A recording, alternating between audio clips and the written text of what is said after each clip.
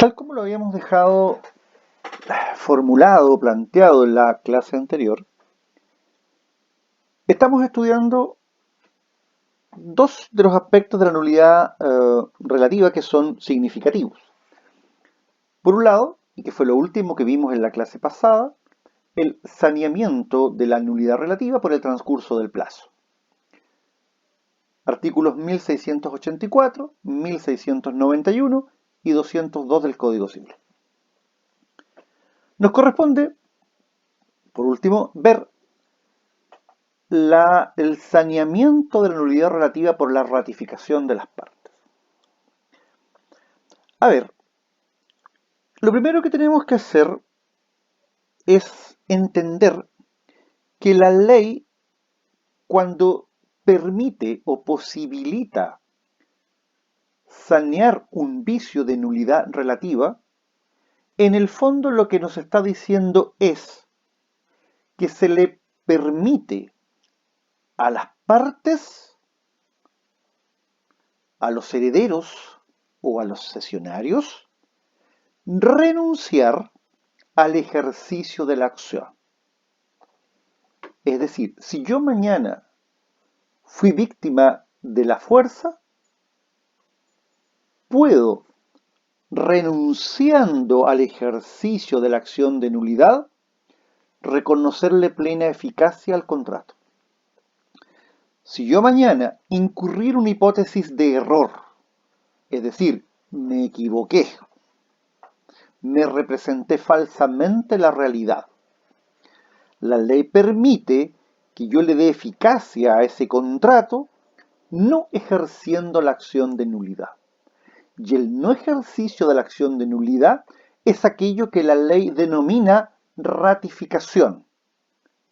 No obstante que en estricto rigor, la palabra adecuada, la terminología adecuada, es el de confirmación. ¿Y por qué la nulidad relativa puede ser confirmada? Simplemente porque es una institución, que ya lo hemos mencionado, que está establecida en beneficio de ciertas personas. Es decir, juega el interés privado de por medio, más que un interés general. Y porque sabemos nosotros que los derechos que miran al interés particular pueden ser perfectamente renunciados, conforme la norma general del artículo 12 del Código Civil. Entonces, ¿cómo puede ser la ratificación de la nulidad relativa? Puede ser expresa o puede ser tácita. Esto está en el artículo 1693 del Código Civil, que dice: la ratificación necesaria para sanear la nulidad cuando el vicio del contrato es susceptible de este remedio puede ser expresa o puede ser tácita. A renglón seguido, el artículo 1694 nos dice: la ratificación tácita es la ejecución voluntaria de la obligación contratada. Entonces, ¿cuándo hay ratificación expresa? Es aquella que se hace en términos formales y explícitos. Y para que sea válida deben hacerse con las mismas solemnidades a que por ley estaba sujeto el acto o contrato que se ratifica. Les pongo un ejemplo. Marido casado en sociedad conyugal vende un sitio sin la autorización de su cónyuge y lo hace por escritura pública, recibe el precio de la compraventa y el comprador inscribe ese título en el registro de propiedad del conservador de bienes raíces respectivo. Y detectamos que ese contrato de compraventa adolece de un vicio de nulidad relativa. ¿Cómo lo podemos sanear por ratificación? Paréntesis, confirmación. Lo podemos sanear a través de ¿qué? A través de una escritura pública donde comparece la cónyuge y va a decir lo siguiente. Pongan atención. Comparece doña Juanita, chilena, casada, trabajadora, cédula nacional de identidad, con domicilio en tal parte, mayor de edad, quien acreditó su identidad con su cédula respectiva y expone. Primero, que con fecha 14 de febrero del año 2000 contrajo matrimonio con don tanto en régimen de sociedad conyugal, régimen que se mantiene hasta la fecha. 2. Que durante la vigencia de la sociedad conyugal, ésta procedió a adquirir la parcela número 40 del proyecto de parcelación Los Canelos, comuna de Chillán, parcela de una superficie de 30 hectáreas. Tercero, es del caso que la parcela fue subdividida en 20 lotes o sitios de 5.000 metros cuadrados cada uno. 4. Por escritura pública de fecha 2 de enero del año 2021, mi cónyuge, don tanto, procedió a vender a don Pedro el sitio número 10 de la subdivisión de la parcela antes referida, por el precio de 25 millones de pesos que se pagaron de contado.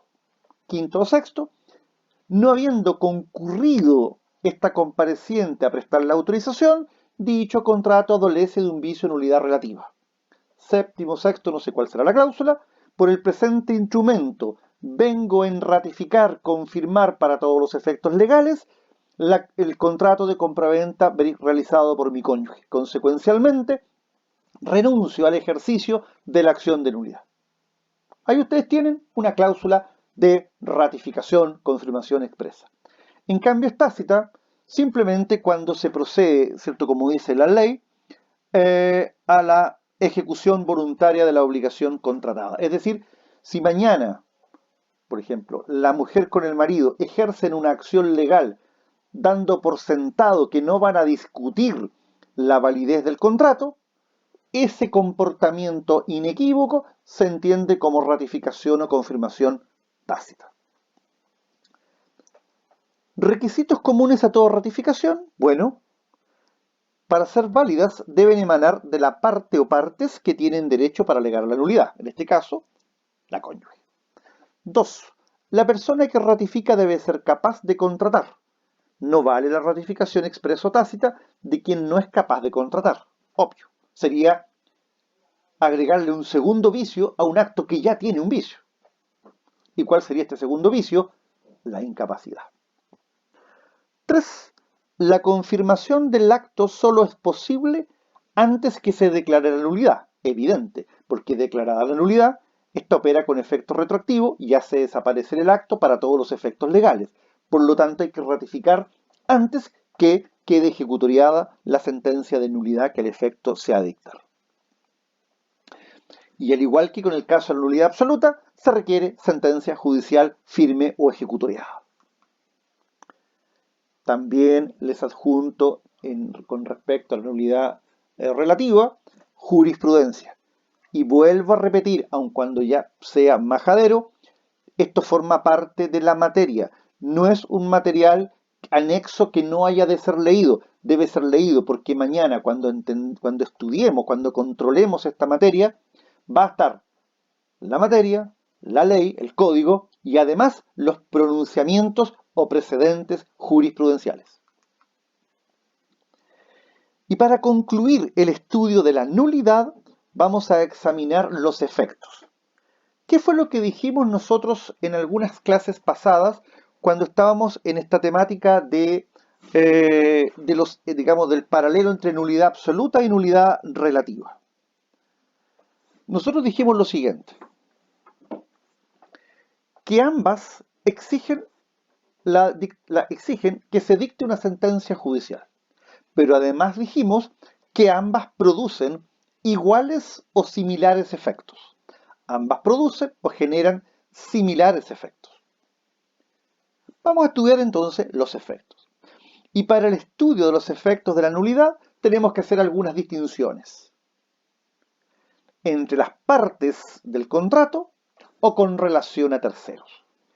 Y en el caso de los efectos con relación a las partes, tenemos que hacer una subdistinción. Si las obligaciones que emanaban del contrato no se habían cumplido, o si por el contrario, las obligaciones que emanaban del contrato sí se habían cumplido. Vamos a ver en primer lugar efectos de la nulidad con relación a las partes. Y aquí entonces, insisto, tenemos que hacer la subdistinción. ¿Cuál es esta subdistinción? Bueno, si las obligaciones que emanaban del acto o contrato no se habían cumplido, la nulidad que se dicte en el futuro va a operar como un mecanismo que extingue esas obligaciones que nunca se cumplieron. En los términos del artículo 1567, número 8 del Código Civil. Por ejemplo, un contrato de compraventa. Vendedor no había entregado, comprador no había pagado. Se declara la nulidad por sentencia firme. Esa sentencia va a extinguir la obligación del vendedor de entregar y va a extinguir la obligación del comprador de pagar. En ese sentido, estamos diciendo que la nulidad judicialmente declarada tiene el efecto de extinguir obligaciones.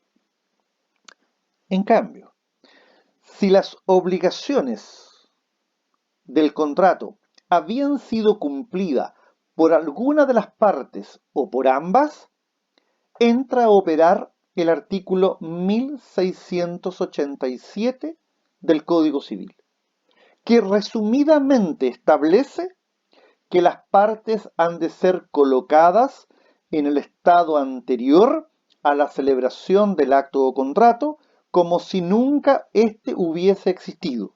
Es decir, volver a las partes a fojas cero. O dicho de otra manera, la nulidad judicialmente declarada opera con efecto retroactivo. ¿Qué va a implicar esto? Que si el vendedor había entregado, tiene derecho a que le devuelvan lo entregado. Y si el comprador había pagado, tiene derecho a que le restituyan el precio pagado.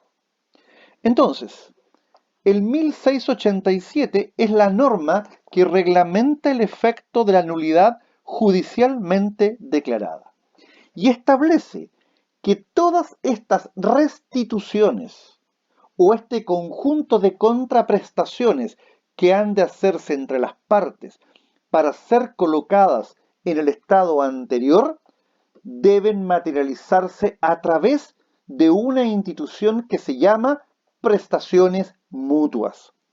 Las prestaciones mutuas, en términos generales, son el conjunto de restituciones y o devoluciones que deben hacerse los contratantes una vez que el contrato ha sido declarado nulo por sentencia ejecutoriada.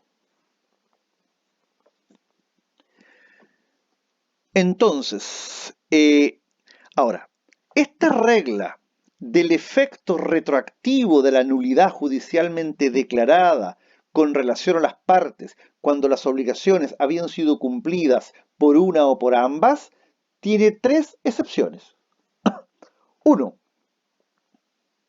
Cuando se ha declarado la nulidad de un contrato de tracto sucesivo, porque tratándose de los contratos o actos jurídicos de tracto sucesivo, la nulidad solo opera hacia el futuro, no puede operar hacia el pasado. Por lo tanto, el efecto retroactivo aquí no tiene aplicabilidad. ¿Y por qué no tiene aplicabilidad?